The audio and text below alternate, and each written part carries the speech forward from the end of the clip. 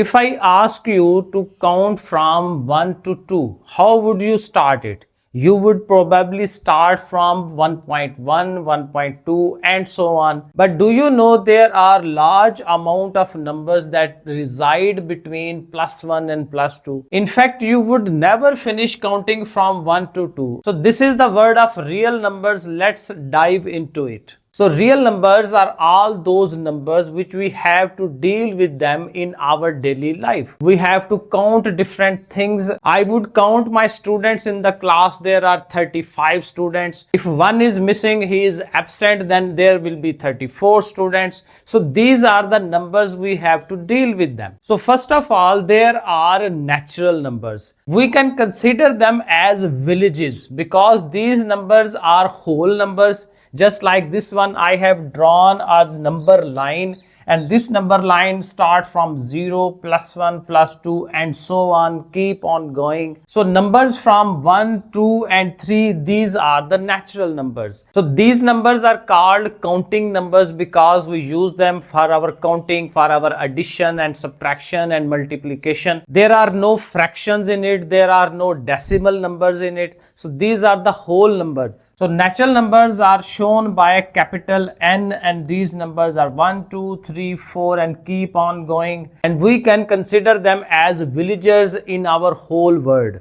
And then comes 0. It is a very important concept in our counting because with addition of 0 we can create larger numbers just like 10, 20, 3000 and so on. And this 0 tells us the absence of something. Something is missing, we can call it 0. It is not there. So when we add 0 with the natural numbers, so the combination becomes whole numbers. So whole number is represented by W, and we can consider it as a town. So town is greater than the village, and on the number line we will start from this one. So 0, +1, +2 and +3, these are called the whole numbers. We can draw this line like this one. So this one is our whole number, and when we start from +1, so these are called our natural numbers. So then comes our cities. So first ones were the villages. That ones were the natural numbers, and when we increased it to 0, so then they become our towns. And now when we increase these numbers to mirrors, so when we have +1, +2 and +3, so there are their mirror images, that is -1, -2 and -3. So these numbers are actually called additive inverses. So these are the inverses of actual numbers, actual natural numbers, +1, +2 and +3. So when we go to the left hand side of our 0 on our number line, then we get our mirror images of +1, there is -1, +2, there is -2 and so on. It keep on going and going. So these all numbers are called our integers. So integers are represented by Z, and we will write them as 0, +(-1), +(-2) and +(-3) and so on. So these mirror images are very important because when we have to explain something like temperature, so if there is temperature of -5, that means it is below 0.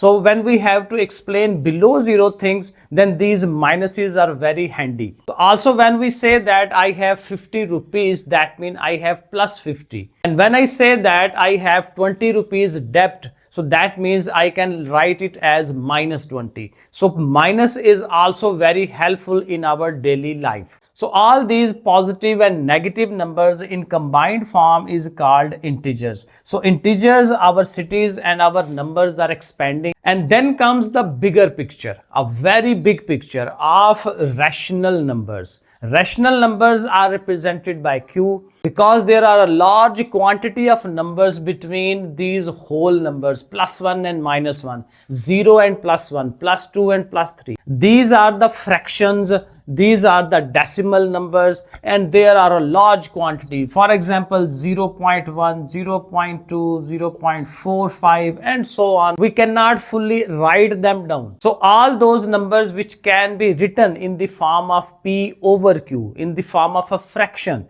in the form of a ratio, are called rational numbers. This is not like that they have a mind, rational.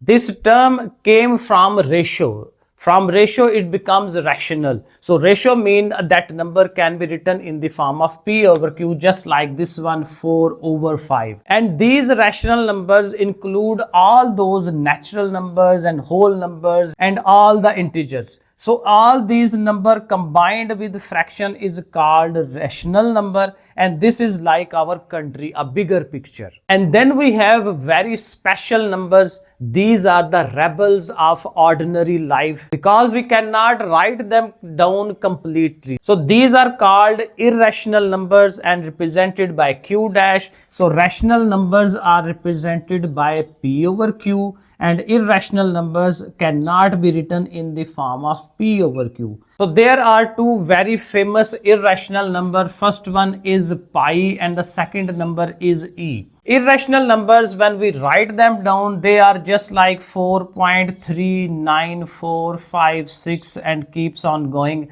These numbers are non-terminating number. First of all, they are non-terminating. They will never terminate. They will never end. It keep on going in the form of decimal numbers. And second condition is there is no repetition. There is no pattern in these decimal parts. So these are called irrational numbers. So when we combine these, all the rationals and irrational numbers, then and only then we reach our word that is real number. So our irrational numbers are just like an isolated country, and all other countries were in the form of Q rational numbers. So when we combine these countries, all the countries, we will reach our word, our complete whole word. So real number is the combination of all natural numbers, whole numbers, integers, rational and irrational, and they are very useful in our daily life. So now hopefully you have understood all these concepts. If you like the video, please subscribe, share and comment.